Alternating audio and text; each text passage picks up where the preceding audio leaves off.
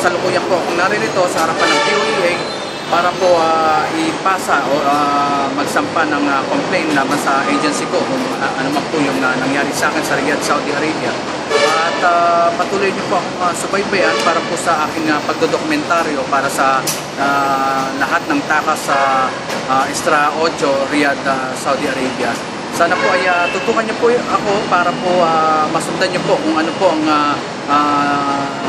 buhay ng isang takas sa ibang bansa. Kaya maya-maya naman po ay pupunta po ako sa 6th floor nitong POEA para po sa pagpapasa ng aking complaint. Subaybayan niyo po ako at muli po nagpapasalamat po ako sa lahat ng mga tumulong sa akin sa aking pag-uwi at lagi niyo po akong subaybayan at